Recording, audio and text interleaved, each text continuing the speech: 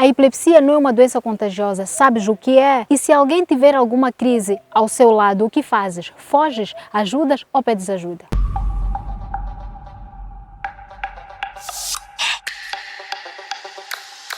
Olá, seja bem-vindo. Hoje vamos falar de um tema realmente relevante, a epilepsia. Poucos sabem, alguns até têm o mito em pensar que é uma doença da lua ou uma doença contagiosa. Hoje vamos tirar todas as suas dúvidas, porque temos uma reportagem de um colega que fala de forma excelente e muito didática em relação ao tema. Então, o que estás a fazer aí? Ainda não te subscreveste? Se subscreva, coloque os comentários e não te esqueça de colocar o like. Então coloque agora porque corre o risco de esquecer-te a posterior. Por favor, deixe tudo o que estás a fazer agora e escute a reportagem a seguir, porque vai ser muito importante.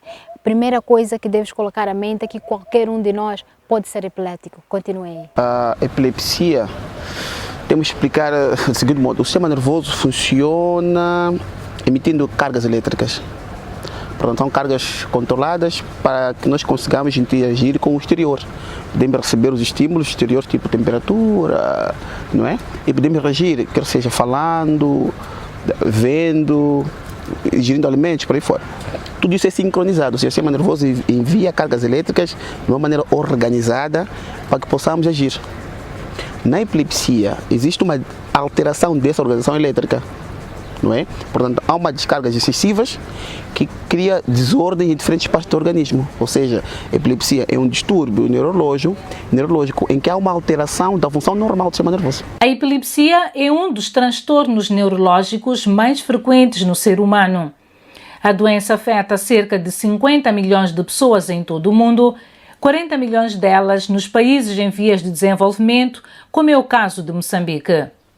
Embora seja uma doença tratável, de acordo com a Organização Mundial da Saúde, nestes países a maior parte dos pacientes não recebe tratamento adequado. A OMS acredita que isso ocorre devido ao estigma relacionado à epilepsia. A crença de que é uma doença causada por fatores sobrenaturais faz com que as pessoas que sofrem da mesma não se dirijam aos hospitais para o devido acompanhamento médico.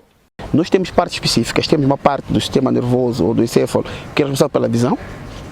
Se essa alteração elétrica ocorrer nessa região, os doentes têm o quadro chamado de que doentes veem coisas que nós não vemos.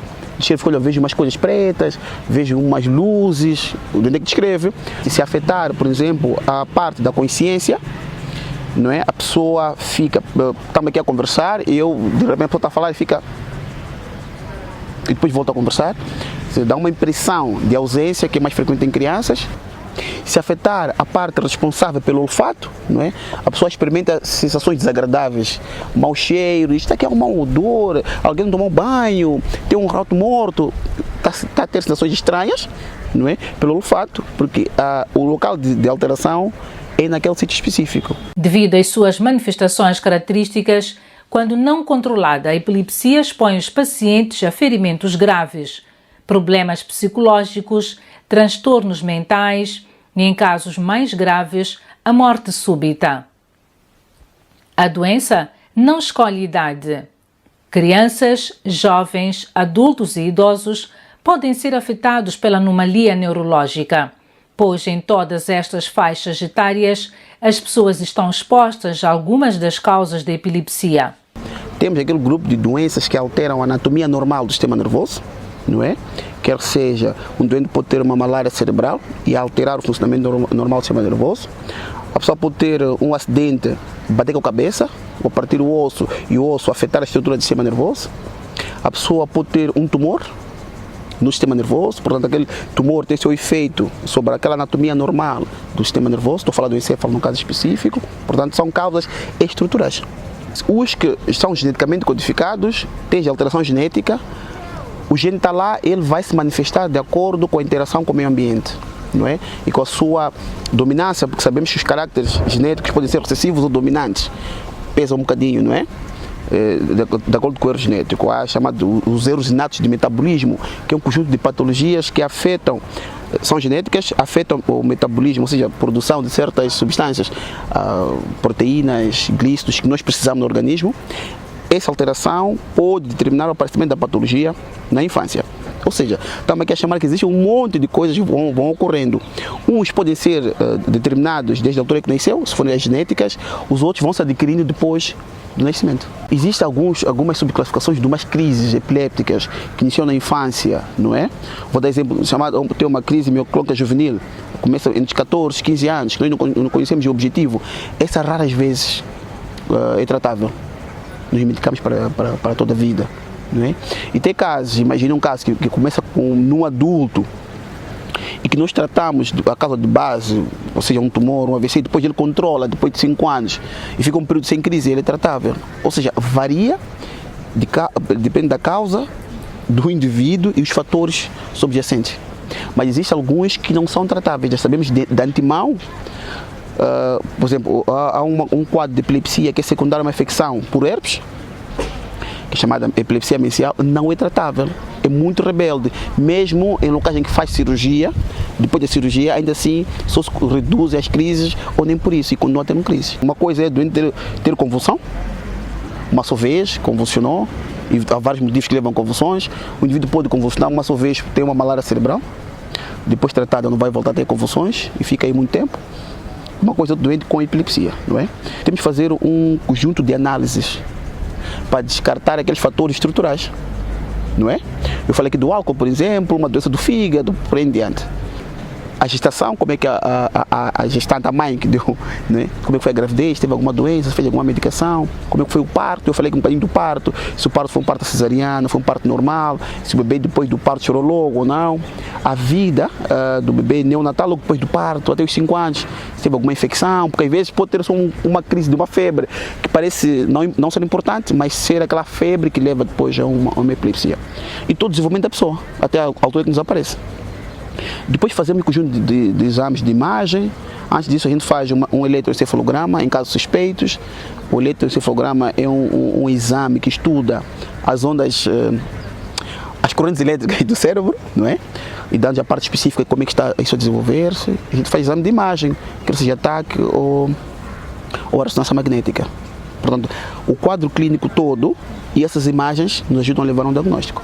Claro que há casos em que menos exaustivamente nós conseguimos diagnosticar, pelo historial é muito típico, teve um acidente aos 3, 4 meses e depois começou a convulsionar, é mais sugestivo de uma epilepsia secundária àquele acidente. O sistema nervoso funciona com um controle de cargas como se fosse a memória do computador e aqueles fios todos, né? São cargas elétricas. Todos esses estímulos, o não dormir, o consumo do álcool, o tabagismo, funcionam como estimuladores. Se for a ver, o indivíduo que consome o álcool fica um bocadinho desinibido, mais ativo. Do mesmo jeito que ele está mais ativo, assim ao olho vivo, ao nível do organismo, no sistema nervoso, há cada vez mais estímulos. Se é um cérebro já é risco, com epilepsia ou com risco de epilepsia, estamos a dar mais energia para ele fazer isso.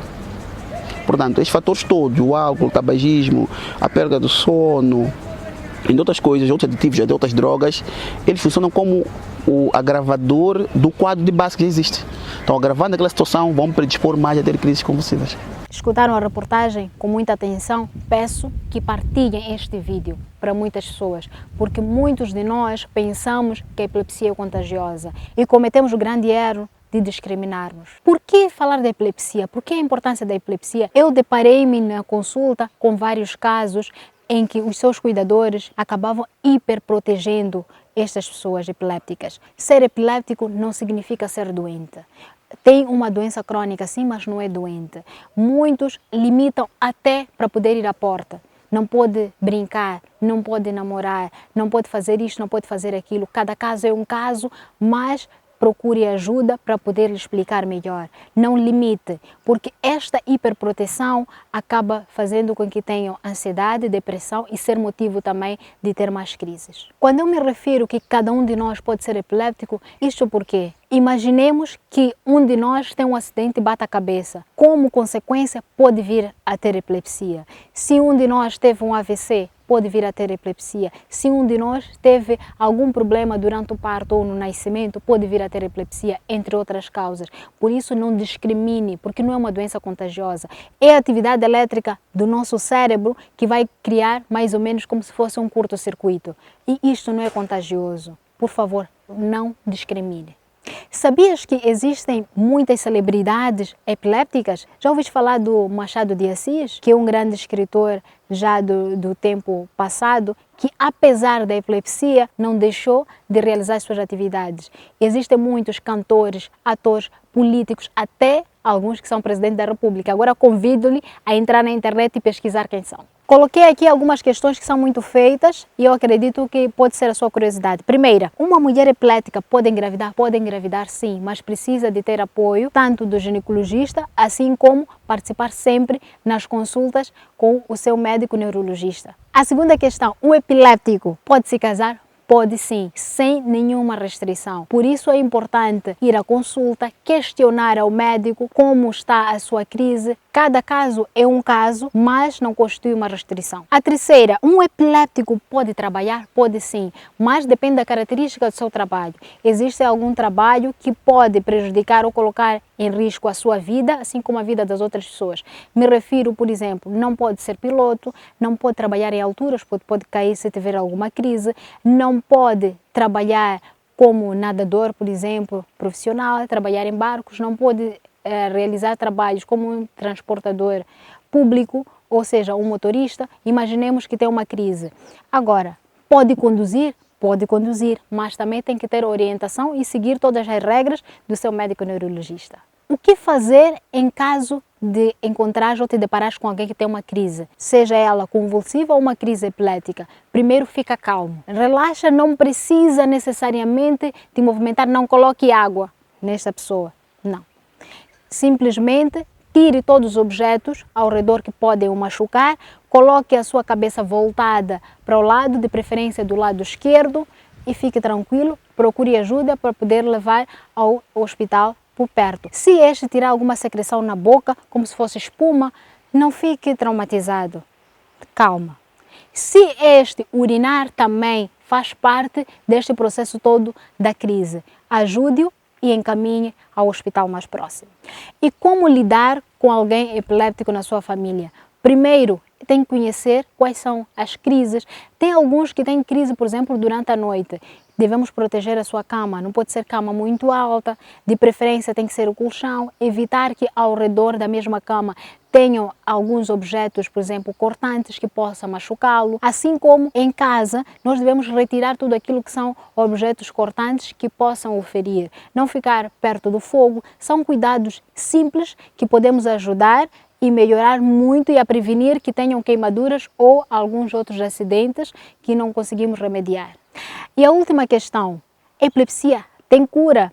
Olha, existe tratamento, mas tudo vai em dependência de qual foi a causa que originou esta crise. Imaginemos que desde a nascença tem esta perturbação, não tem como, vai ter que fazer o tratamento. Imaginemos que seja uma alteração fisiológica que depois de 3 anos não tem mais crise. Nós vamos considerar este melhorado ou tratado. Ajude, proteja qualquer que seja o familiar, amigo que seja epilético. Não fuja dele, porque não é contagioso. Protejam, ajude a desenvolver, a atingir o seu sucesso, porque até presidente ele pode ser. Ser epiléptico não é uma vergonha.